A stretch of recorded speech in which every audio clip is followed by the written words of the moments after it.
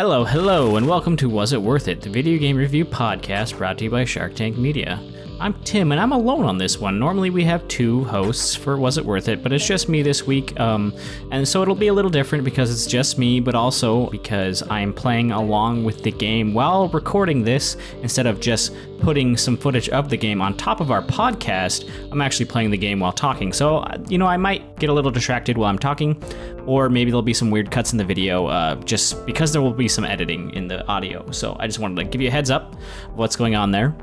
So the game I played this time around is called The Escapists and is brought to you by Moldy Tooth Studios. It's on Steam for $17.99, and it is a part prison escape puzzle / part life simulator, where the life that you are simulating is that of a prison inmate. While you're in prison, you'll be doing various activities to increase your stats. So you can see my profile. I've got speed, strength, intellect. Intellect is good for crafting as well as getting jobs in the prison. And strength and speed are, pretty much exactly what you'd think they would be.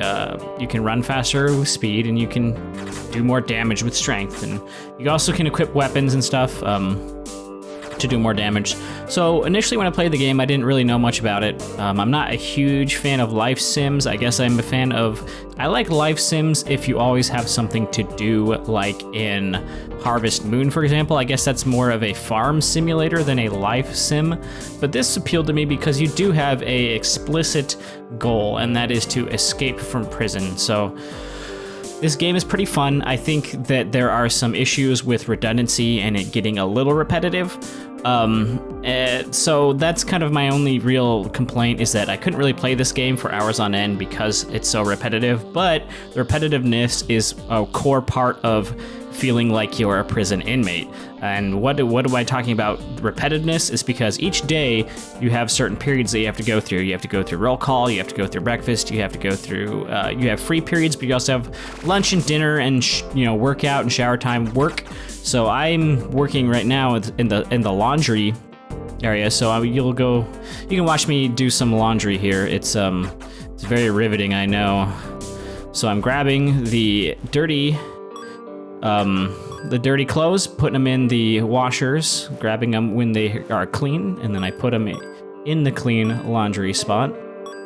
And a lot of the jobs are really menial tasks like this, where you're either doing laundry or you're making license plates in the metal shop, doing something that's just really menial and repetitive. So that's another part that's repetitive, but building up normalcy, making the guards think that you're, not up to stuff is a big part of being able to, escape. And also, doing a good job gets you money, and money you can use to buy items from other inmates.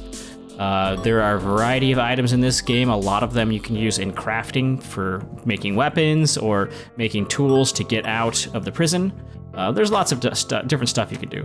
So here you can see I made $50. Now, other jobs might pay more, but you need a higher intellect to get the other jobs.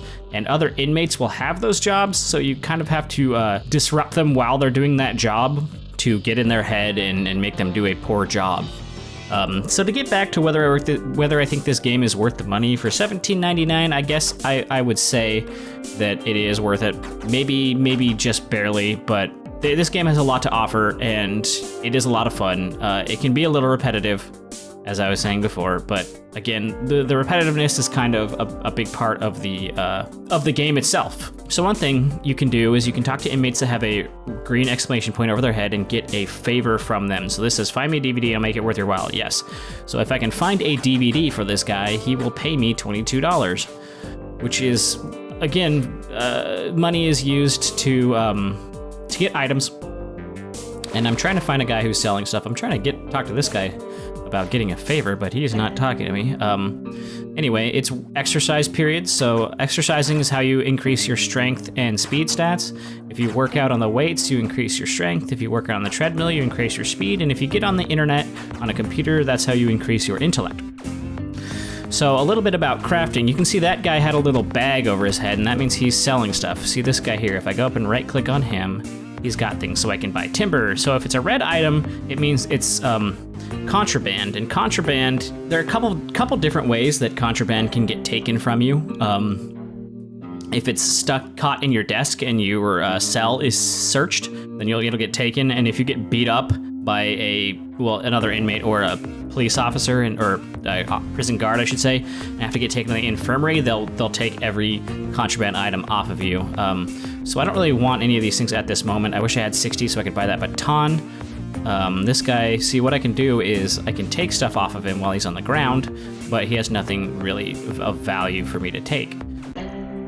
Now, the next period after exercising is showering, and this is the one period of the day that I'm not really sure what's going on, or not. It's not that I'm not sure what's going on. I mean, obviously they're showering, and you can get your fatigue back by showering, but most of the meals, it kind of serves the same point as a meal does. So meals serve the point of collecting everyone together so you can see any people that you want to buy stuff from, or if you have to, for a certain favor, if you have to beat someone up or something, you can always count on things like meals to get everyone together. So the two things that this does is, I'm gonna take that shard.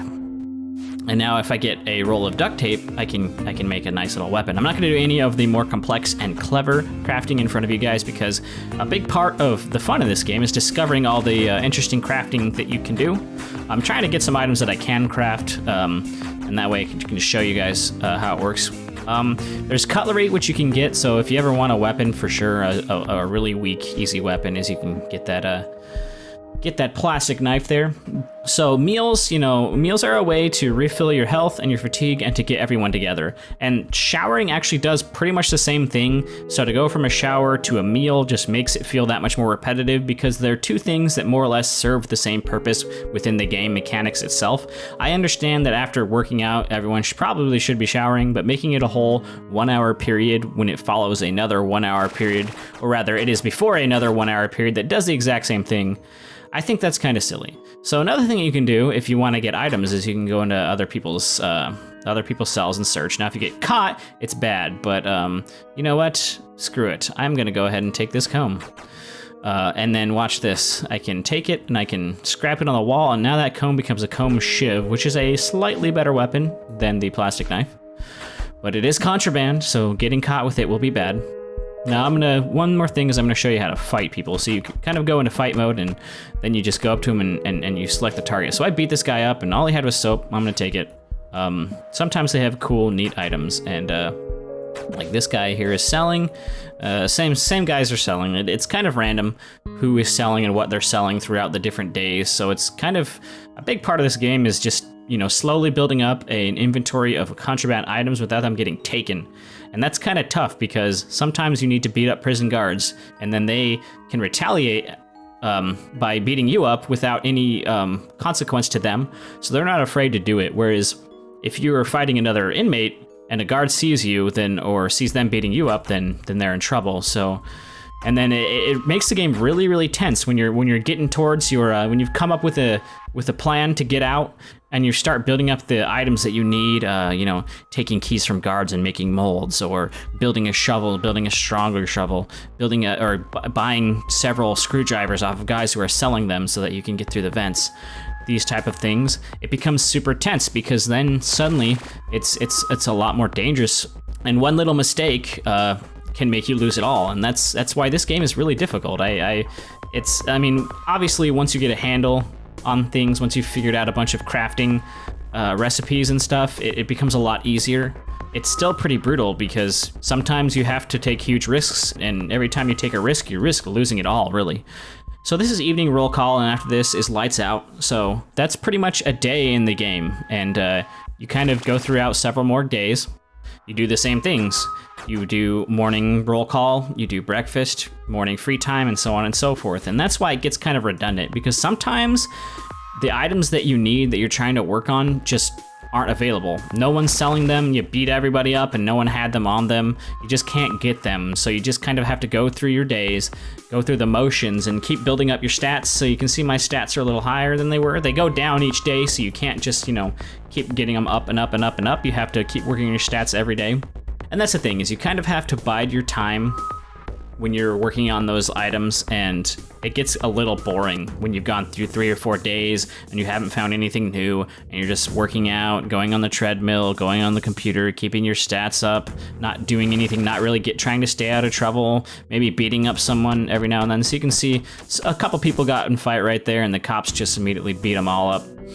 So yeah, I mean, the graphics of this game remind me a lot of like old school RPGs, like Shining Force and that kind of thing. So that's fun. And the music, while it it gets a little repetitive after a while, but I actually really liked the music when I first started playing. After a couple hours, I muted the music and put on my own music because I thought that would be more entertaining. But I think it does its job. And but yeah, anyway, I think that does it for everything. It's an interesting little prison life simulator / puzzle game.